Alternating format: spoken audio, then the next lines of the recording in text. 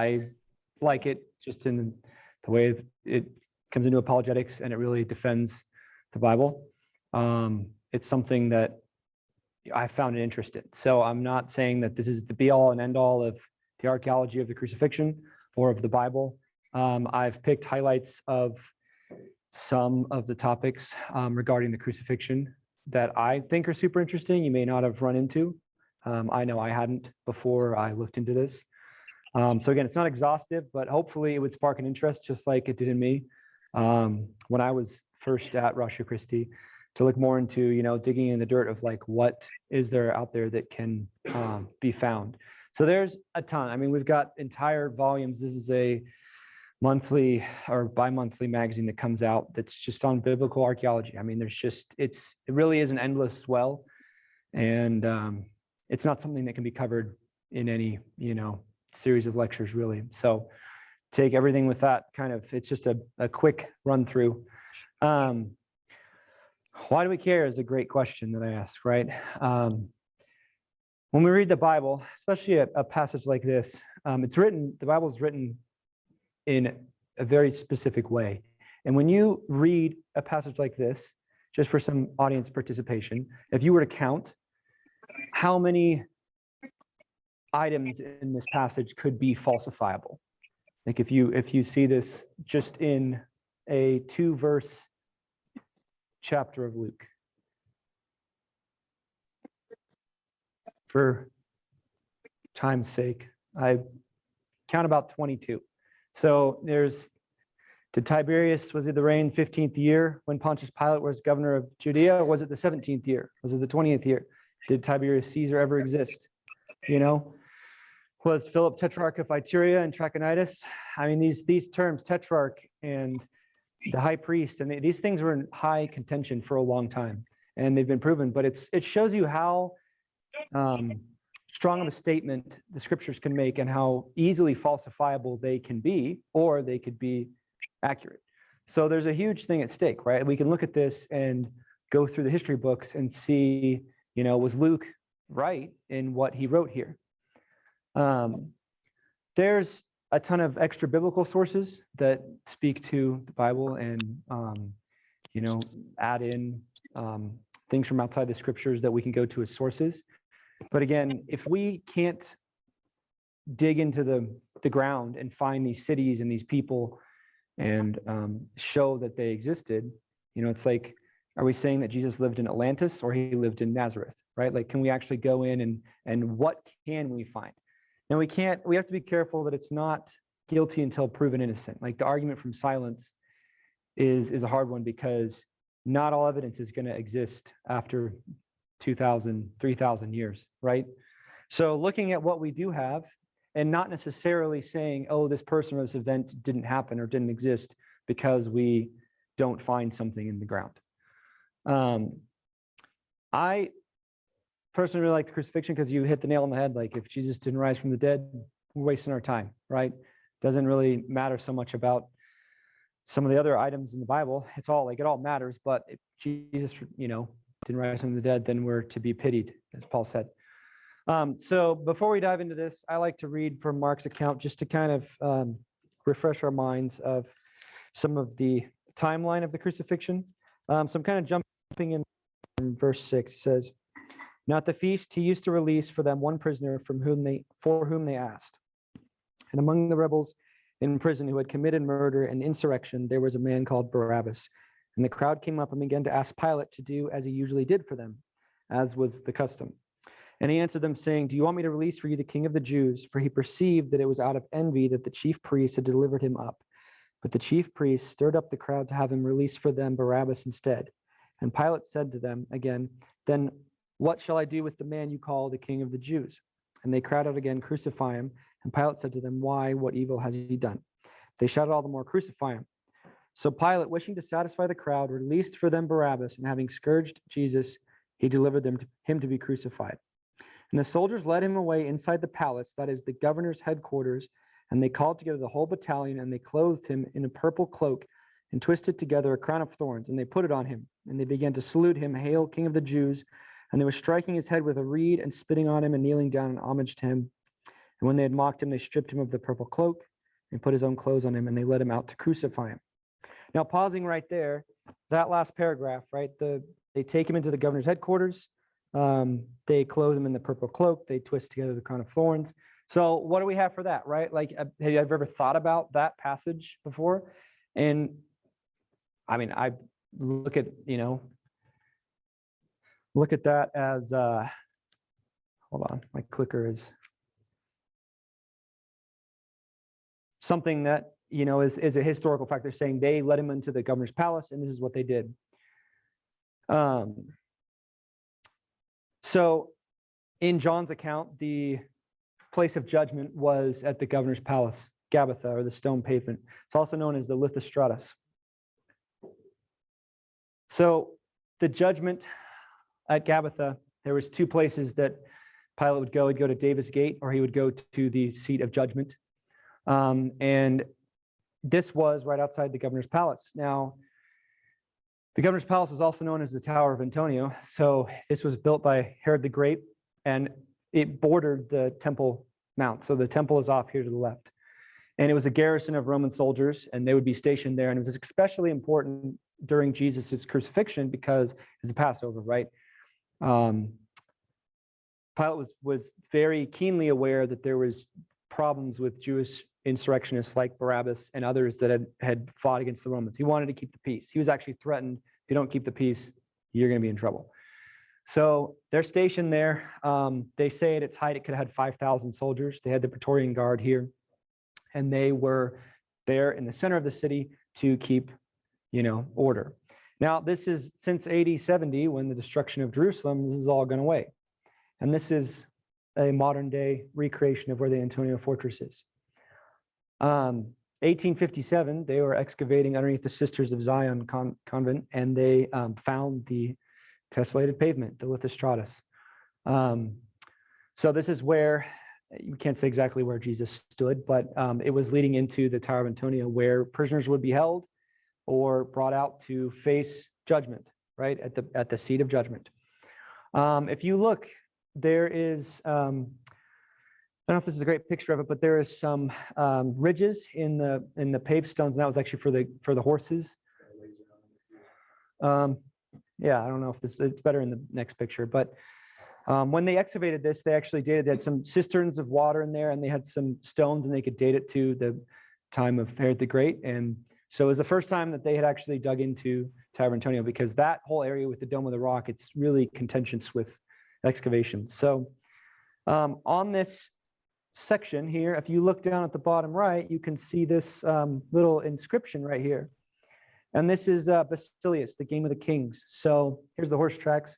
When the Praetorian Guard was bored, they'd play this game, and it's pretty brutal. They would roll sheep's knuckles, and they would, I'm not sure exactly how it's played, but I know they would get around the square in some fashion, and then they would go around this like pie chart, and they would play it amongst themselves with the younger guards. And they were like the special forces of the day. And whoever was last, they tortured him and killed him, and then auctioned off his family and all of his belongings. And it was like a desensitizing thing, because they're crucifying people and constantly at war. So it was a common practice. One of the portions of this game is they would clothe them in purple, and they would put a crown of thorns in their head, and they would be the mock king.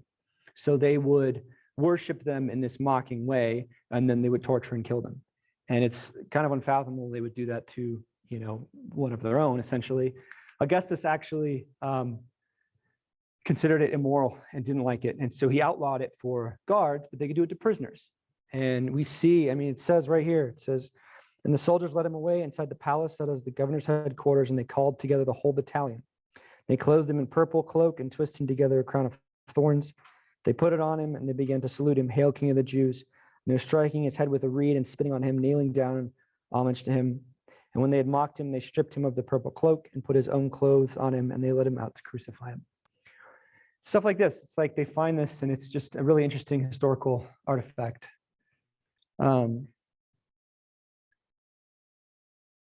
Yeah, so this is Matthew's account. They clothed him with purple. They twisted a crown of thorns. "Hail, King of the Jews." They mocked him. So it's the same Basilius, the mock king, right? So doing it to a prisoner.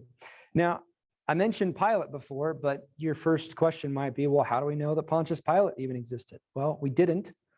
And he was considered to be not a real person. It's very popular, like I said, to be a guilty till proven innocent with archaeology. But David or Pontius Pilate or even Jesus, these people didn't exist until we find evidence that they did. Seems a little bit backwards to me, but in Caesarea Maritima on the coast where Herod had a getaway, his like coastal palace, they actually found one of these flagstones that had been turned upside down as a seat. So it was preserved better, even though it's not, it doesn't look fantastic. But it mentions Pontius Pilate by name. And it's the first time we'd ever had any historical, record of him written down. There's another interesting player in this, the Caiaphas, the high priest at the time. Remember, he's passing down judgment. Jesus is standing in front of him. They found this ossuary, this bone box, in 2011. So we'll see ossuaries a lot. It's really nice that they had this practice because multiple years after someone had died, they would put the bones in this bone box, for lack of better terms. And they would be doing tens of thousands of these, right? I mean, people died at much more frequent rates than they do now. So it's like they didn't always carve them for people, right? Like they carved them and made them nice with the feet and the inscription and everything for someone that was of a high standing. So this is from Miriam, who is the granddaughter of Caiaphas, priest of the Messiah from Beth Emry.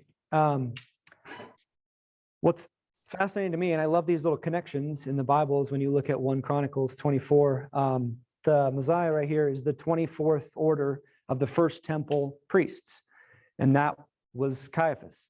So it's like these links together where you can see, going back to the Old Testament, Caiaphas is of the order of that 24th priesthood.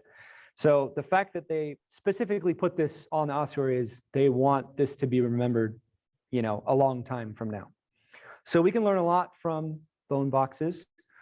Again, it's not necessarily super important that the granddaughter of Caiaphas existed, or even Caiaphas the high priest himself existed. But when you add in these, extra elements to the story that really kind of add evidence to it, has a lot of weight. Alexander, son of Simon of Cyrene. If you remember, Simon of Cyrene was pressed into service for carrying the cross for Christ, right? Again, very ornate bone box. There's a whole field of study about names on bone boxes and how we can pinpoint them to the fact that there's Alexander, son of Simon of Cyrene, that he's like known as this person from here, and the Bible also references him that way. It's like a 96% accuracy that this is the Simon of Cyrene that they are speaking of in the crucifixion account. Now, for those who know their Bible super well, you might remember that Simon of Cyrene has 2 sons, and the only other place he is mentioned in Mark. Certain man from Cyrene, Simon, the father of Alexander and Rufus, was passing by on his way in from the country, and they forced him to carry the cross.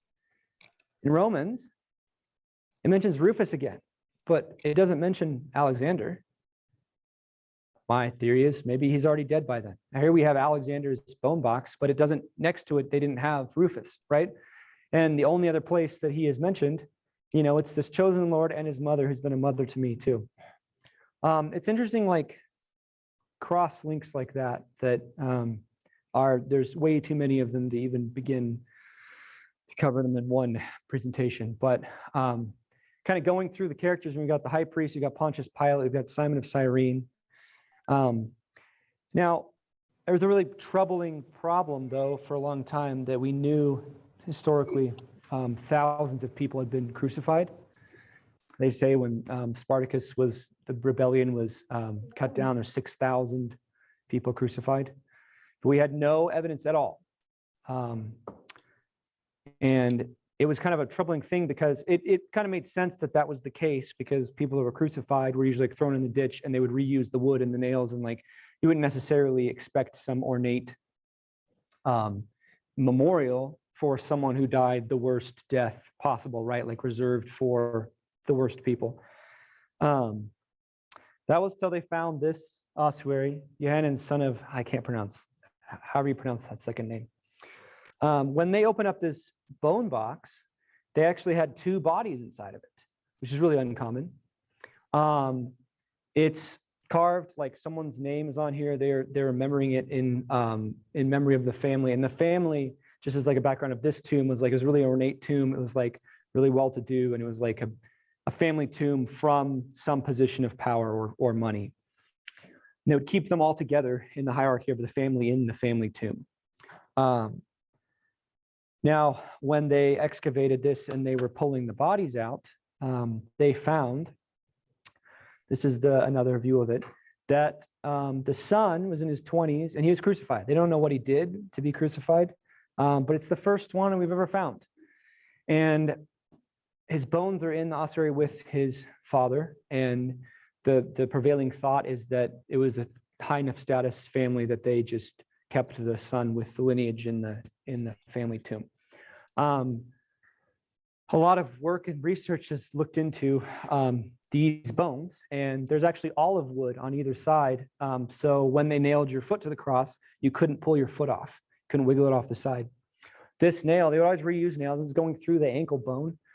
That's like the front of his foot, and it bent. So they must have hit a knot or something, and they didn't reuse it because they would pull them out and reuse it. So in the foot, we have the nail, and then when they looked at the bones, his arms and his legs had been shattered. And if you remember, that's what the crucifixion account says happened to Jesus, because it's time of the Passover. Jesus is crucified on a Friday.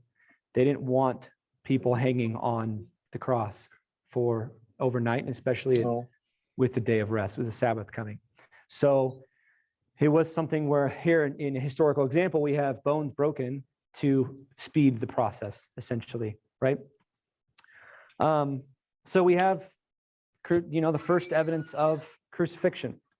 So it's I'm kind of trying to follow the timeline through from Jesus being arrested, accused. He's flogged, right? He's the mock king. He's led out to be crucified. Simon of Cyrene helps with the cross. We have here evidence of crucifixion. So there was a lot of debate about whether or not the cross was something there's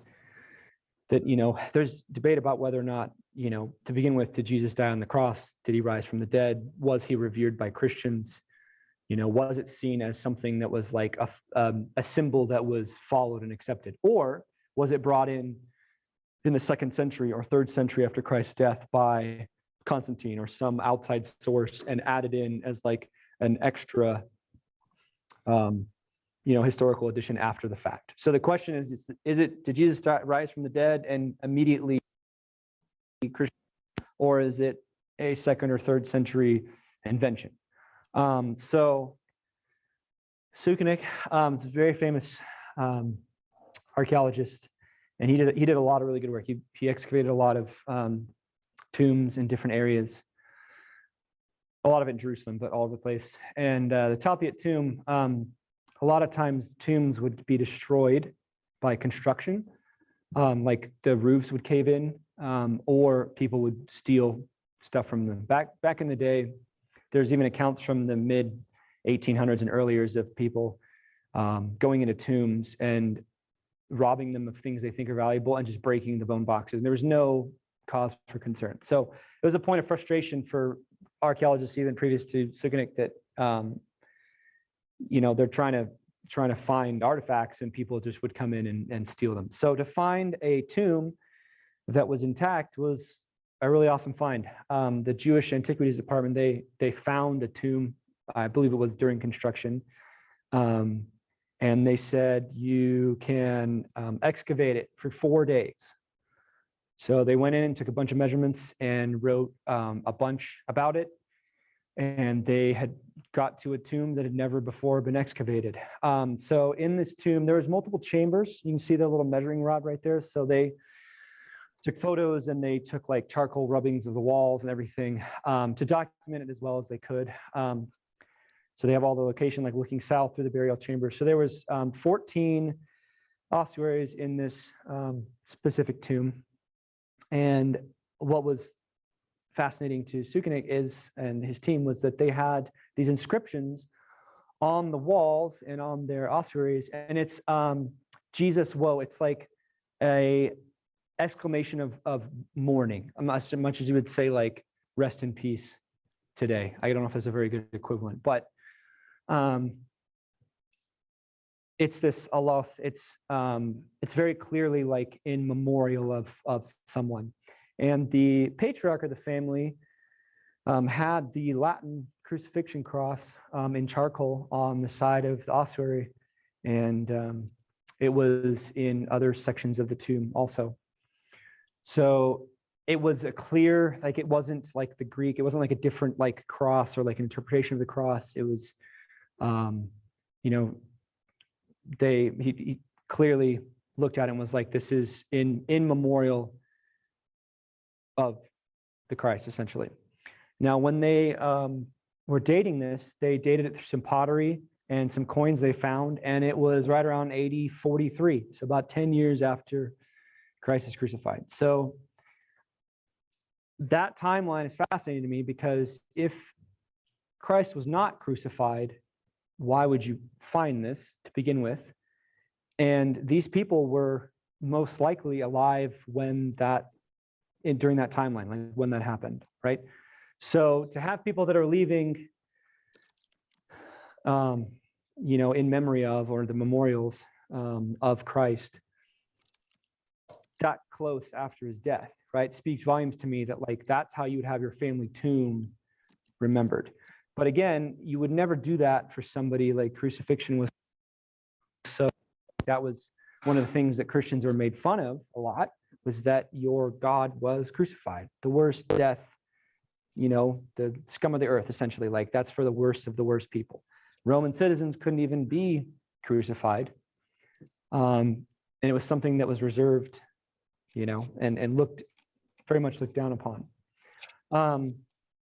I know I'm kind of going through this pretty fast. I'm trying to keep like somewhat of a timeline. So we're like, 10 years after Christ's death. The first Christian creed in 1 Corinthians 15, when you read it in the modern Bible with the formatting, it doesn't read quite like this, but there's the initial formatting would have been this: that Christ died for our sins, and that he was buried, and that he was raised on the third day. In this order, as a memory device, and it's something that they would say to each other, something like, I'd say like, I guess to remember what Christ had done for them and remember his sacrifice. Even the most militant atheist scholars date this to 20 to 30 years after Christ's death. Paul is not making this up. He's not writing this for the first time. He's quoting this as a known creed, right? And it's something that the readers it's assuming that would have been familiar with. I don't super want to go into like the dating of all like these things. Well, there's actually, I think I have, according to the scriptures here, I do have one. What was the other? Yeah, this Ludeman, who's super famous professor, dated to the first 2 years after the crucifixion of Jesus, no, not later than 3 years. The formation of the appearance traditions mentioned in 1 Corinthians falls in between 30 and 33 CE. So there's some that say, I'm sorry when I said 30 years, I meant 3 years. There's three to 5 years, not 30 to 50 years. Non-Christian scholars, the conviction that Jesus had risen from the dead had already taken root by the time Paul was converted, about 33 CE, on the assumption that Jesus died in 30. And there's many, many other authors that have the same conclusion. This is also speaking to that. Fairly certain date can be similarly worked out for the conversion of Paul. The Acts of the Apostles credibly reports a stay of Paul in Corinth when Gallio was there as governor. And then we know Gallia was in office 51 to 52 from Claudius. So we can piece all these little pieces together and kind of make this whole picture from outside sources, from Gallio and other people that are mentioned. So it's kind of, I put this in here to show like how seriously people take this. Like people spend their entire careers and lives looking at one section of archaeology, for 50 years. And there's people like Sukenik that were like experts in bone boxes in the ossuaries at the time of Christ. And I, would not stand here saying that I am by any means an expert on any part of archaeology, but standing on the shoulders of giants and looking at how they date these things. So we're seeing the cross appear in the Christian realm, right? Christians are saying creeds and having inscriptions in memory of Jesus, and this is shortly after his death. Now, if you have read Acts 28, the first place that Paul went is, I don't know how to pronounce it, but Petulia, not super far from Herculaneum. Pompeii is right next door. So AD 79, so Jerusalem's destroyed in 70, 79, Pompeii erupts. Herculaneum is super, super close. They have excavated, it was again Sukenik that excavated. 1938, they were in Herculaneum and they numbered all of the houses. And when he excavated house number 13, he found that there was a really typical setup of a shop on the ground floor and then master's quarters on the top and like servants' quarters in the back. And in the back of the servants' quarters, they had an altar and it had candles on it, and it ended up being really well preserved because it was like indoors and the ash, just covers everything. And it wasn't a gentle thing. It was a pretty violent event. There's Greek historians that said they were 15 kilometers off the coast when Pompeii blew and they were being hit by rocks. So imagine it happened, people are literally, the famous pictures of people being, cast in stone as they were running or as they were sleeping. So when they looked at this, it wasn't an immediate thing of like, oh, this is, an altar. They went through, it's a very like methodical thing, was it shelving? Was it, something completely else to hold a picture or something like that? And there's a pretty strong conclusion that with the placing of the altar and the candles and how the cross was positioned, that there was a place of worship. But you have to remember, this is anywhere from 63 with Paul to 79, right? We're in this time frame.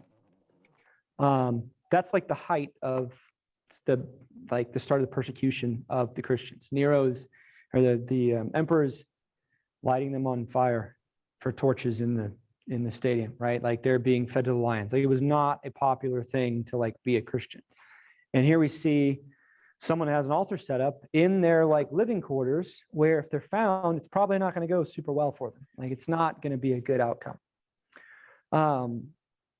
Which, following that logic, it's like this was important enough to them. We've seen in the past with the Tapia tombs, it's important enough for them to leave the memorial in their family tomb that's revered. 14 family members buried there. We see it in the Crete. We see it in the Herculaneum cross, where they've got an altar set up, and they had it nails in the side, and they had like a wood covering over it, and it appeared, one of the interesting comments that they made was looked like someone had ripped it off pretty quick, like it was like a last minute eruption happens, or who knows what happened. But to see it, a lot of things are preserved really well in that area because the ash just blanketed everything. In Pompeii, right down the street, there's a famous house that they found an inscription that said the house of the Christians. And right next door is a brothel. And in the brothel is these two guys, and they both carved on there, and they're like super pissed at their friend because he left and joined the Christians. And they were like in the brothel, and they were like, we're not friends with this guy anymore. And it's like interesting to see like the spread. We're hundreds of miles away from Rome, right? And Paul is early days, first missionary journey coming in, and we've already got the spread of Christianity pretty far, right? People are staking their lives. And again, the argument is like, why on earth, would you do that if you are still within your lifetime of Christ's death? And if you saw it personally, it's like, why on earth would there be worship popping up hundreds of miles away? Following kind of the timeline, the Palatine Hill is one of the oldest continuously settled areas of Rome. It's the legendary place for Romulus and Remus and the birthplace of Rome. And this was home to the garrison of Roman soldiers, but it was like the boot camp area, right? It was like where they had the dorms, the young soldiers were living, the training area historically. When they were excavating 1851, it had been a schoolroom for hundreds of years, and they had plastered over certain areas. And when they were excavating through this area of the Palatine Hill, they found these chambers and sections of the garrison that had previously never been seen. And they found this graffiti, which is really interesting because if you can see here, the man crucified has the head of a donkey. And it was a well-documented fact that historians would bring up that the Christians were mocked as worshiping a god with the head of a donkey. And it was like a mocking thing because they're like, if your God isn't good enough to not be crucified, what are you even doing? It was like it was just a mocking thing. So it's Alexamenos worships his God, right? So they're mocking him. They're making fun of him. I picture a Roman soldier that's having a rough go of it, right? He's picked a very unpopular opinion at the time. Now, what really gets me is, I just remember being super emotional the first time I saw this, was right around the corner, they had this, and it says, Alexamenos is faithful. And I don't know if he carved this or if another soldier carved this in memorial of him. I mean, who knows? They killed each other on a pretty frequent basis. So they're pretty short lives. Seeing someone who's, professional job it is to persecute Christians and not be a fan, and then, put this in here and say, Alexamenos, we're carving this for all of eternity, mocking you, worshiping your king, the king of the Jews with the head of the donkey. And then he says, I want to be remembered as the one that was faithful. It really just brings like pictures like this back into light. You like look at it and we forget just reading the text, like the brutality, right? Like it wasn't an easy, like pretty thing. And to me, like it brings so much more weight to the Bible and to the scripture of the crucifixion when we see what has been left in the dust, right? And I just think of Isaiah 53:5. It says, "He was pierced for our transgressions, he was crushed for our iniquities. The punishment that brought us peace was on him, and by his wounds we are healed." Pretty quick run through some of the highlights of things that I don't know if it was super common knowledge to everyone, but like I said, there is tons of other topics, even on the crucifixion, that other tombs and other ossuaries and other things that you could talk about for, people have filled many theses and books and spoken many hundreds of hours. There's a really interesting, if this is something that interests you, topics not covered has a lot. But if you follow through like kind of a timeline, Paul's missionary journey, his first one, he had multiple missionary journeys. One of my favorite books, Evidence in Paul's Journeys, Jefferson White,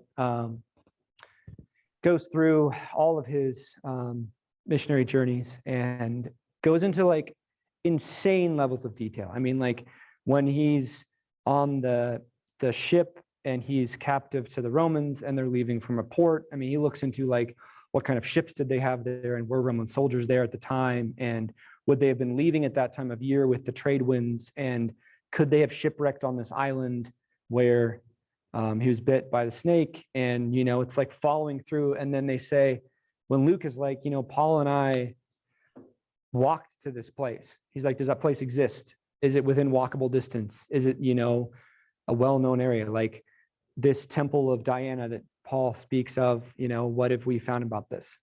He heavily references Sir William Ramsay, and he's another great, The Bearing of Recent Discovery is great book. He was an atheist in the Tübingen school in Germany that kind of held roughly the notion like the Bible wasn't, I don't know if it was an inerrancy thing or like not historical. And he actually was in this area, that whole Greece, Italy, Pompeii area, doing excavations to try and see what he could find about these places like Ephesus and Laodicea that are mentioned in Paul's missionary journeys. And he wrote this, further study showed that the book of Acts could bear the most minute scrutiny as an authority for the facts of the Aegean world. It was written with such judgment, skill, art, and perception of truth as to be a model of historical statement. So he actually, he believed in the historicity of the Bible. I mean, he wrote multiple books, and it was something that he ended up digging things out of the dirt that had never before been found. So it's an ongoing thing. Like I said, I have many other talks that cover other chronological areas of the Bible, like in the Old Testament or with Paul's missionary journeys. Yeah, I do want to check my notes and see if I forgot. I did all of that from memory. Questions? Any, like, I feel like I ran through pretty quick. Does that kind of like a timeline make sense as far as how the slides went through? Questions, comments, concerns? I thought it was interesting that Alan thought of all times that he had the head of a donkey. Yeah. I didn't know that. Yeah, it was Josephus and one other person write about it. He writes about the antiquities of the Jews. There was the head of an ass, that they were mocked for it. Does that have anything to do with the writing of Jerusalem on the donkey? I don't know. It's actually really, I've never had that thought.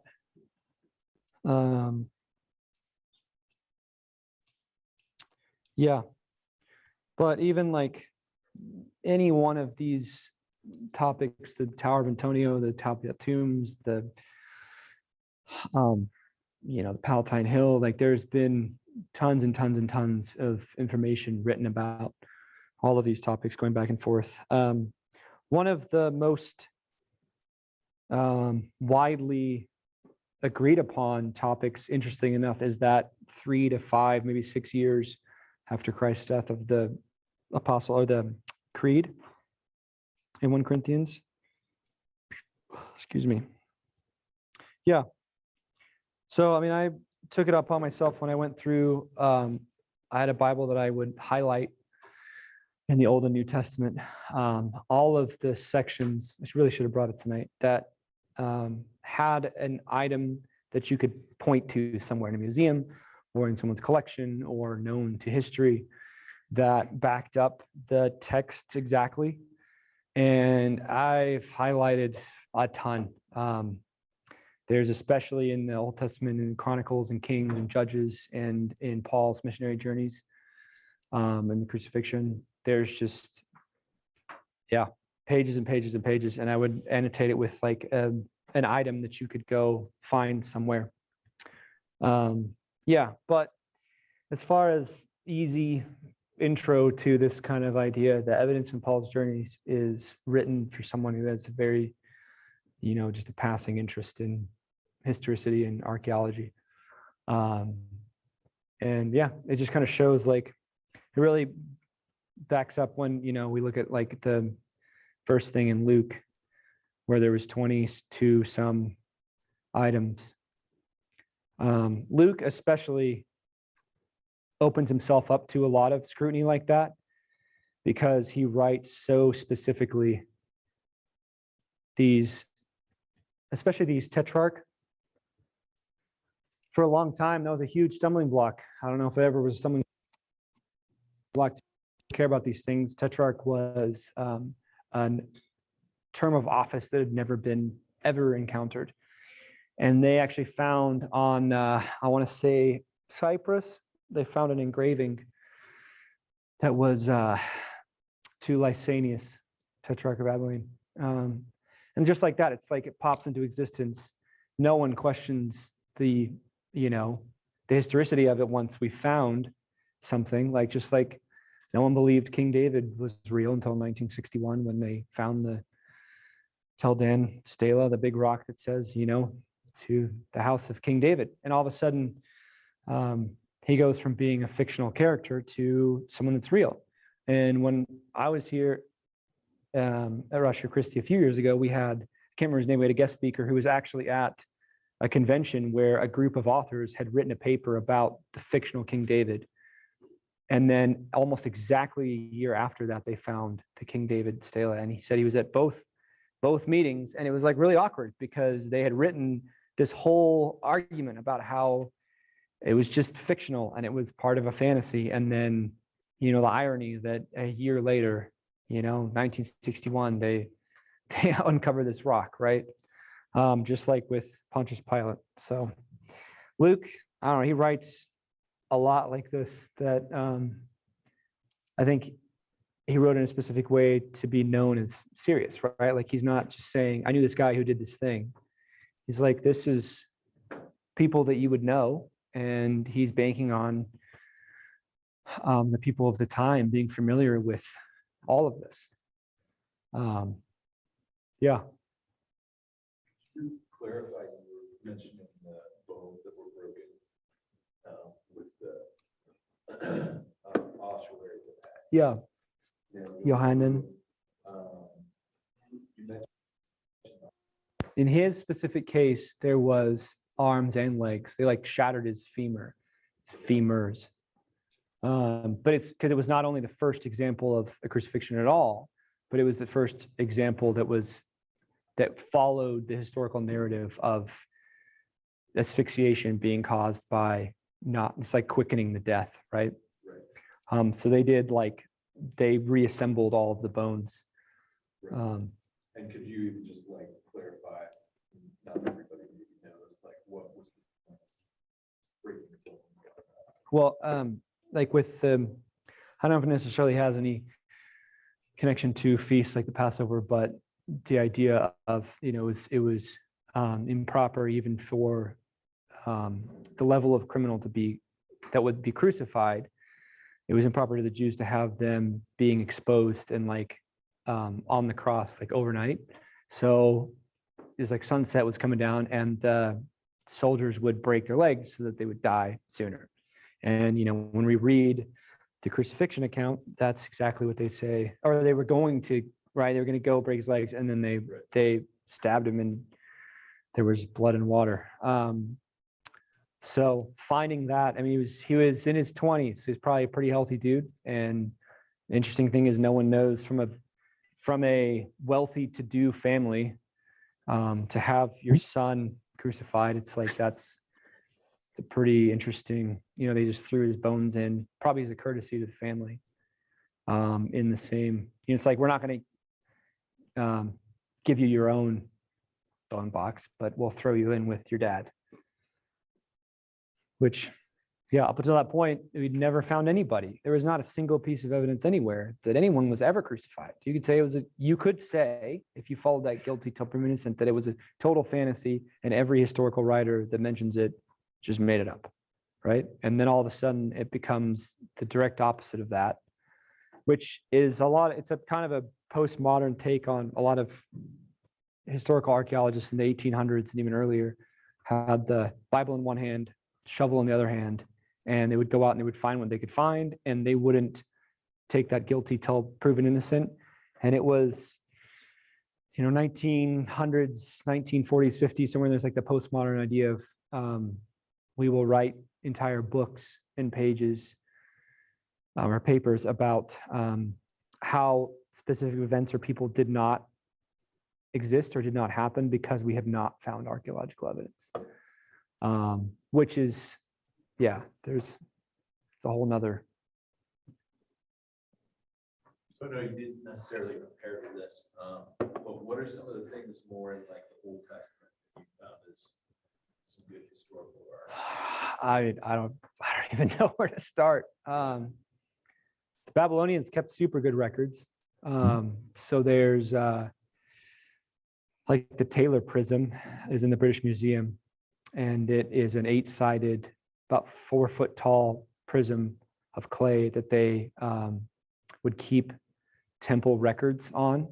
And it talks about the siege of Jerusalem with, I'll think of his name, the king at the time.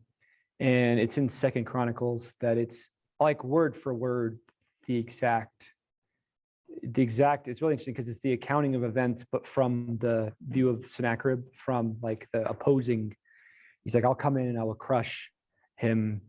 He's a bird in a cage, he cannot get away. And like, it's writing it all down, but it's like writing it like literally like an account. And then you pick up 2nd Chronicles and you read his terror of seeing them coming in. And then the prism or the tower is blank. Towards the end, it just kind of like the story just ends. And historically, there's other accounts of Sennacherib coming back and his sons murdering him out of like shame. And if you read the account when the hand of God came down and killed the entire army to save Jerusalem, there's a bunch of other really cool historical like things you can see, like the lack of, there's like a really big army terrorizing people and then they just disappear. And then he is killed in this like ritual, almost like shame killing. And he went back empty-handed essentially. So then you can like kind of piece these things together. But recently there's a female archaeologist, Jewish archaeologist, who caught a bunch of flack for saying that she knew where King David's palace was in Jerusalem. And she went to the Bible and they're like, that's so unprofessional. You can't use the Bible for excavation, for professional archaeology. And she found his palace and they excavated it. And when they were excavating it, her name is Elliot Mazur, Mazar. I'll have to look it up. When they were excavating it, they found a room that had scrolls in it, like a library, and fire had gotten to it, but they were stamped with clay bulla, like the seal on the, to seal the scrolls up, and then they would stamp it with their personal seal that had their name on it. And I believe, if I'm right, there's 14 Bible characters that show up in just one room full of, one area. There's one of the prophets. And ironically enough, there's like this one verse that talks about these 2 guys that throw him in the well because they were mad at him, and they show up too. It's like these characters that you never would ever give a second thought to. And then one of the things I personally thought was really neat is walking around the British Museum. They have like 8-9 floors of artifacts. And on the wall is the Babylonian, is almost like an Excel spreadsheet of a food, what would you call it, like a ledger. And it is for the last judge or the last king. Why am I blanking on his name? He's the very last in the line of the judges or line of the kings. And it says that he was given up to the Babylonians. They took him captive and they gave him rations for the rest of his life of bread and oil. And then here you can look at the wall and they have an English translation of Jehoiakim's bread and oil rations, right? Like the Babylonians loved records. And then you look at, there's couple 100,000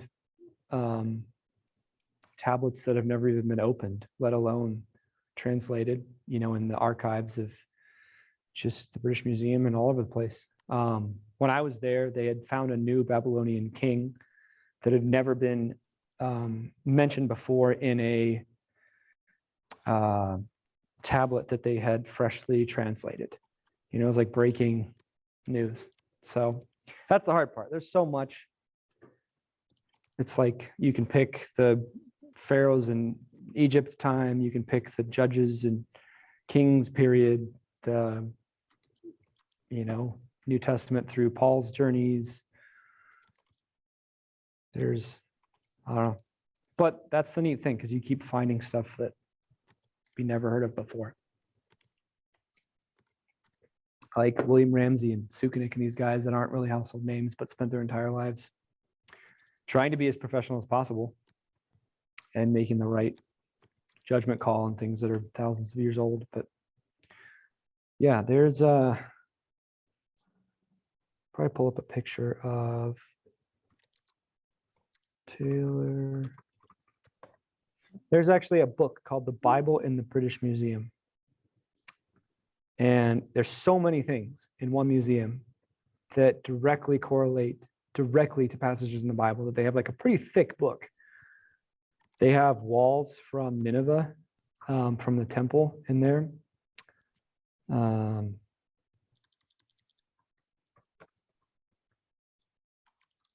Yeah. Anything else? There's a good picture. I don't know if I'm gonna be able to.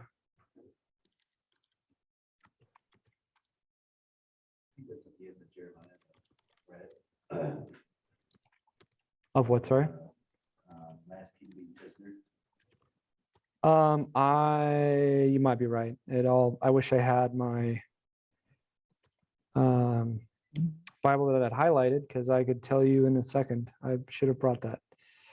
Yeah, I don't know how you look up Taylor Prism, Sennacherib's Prism.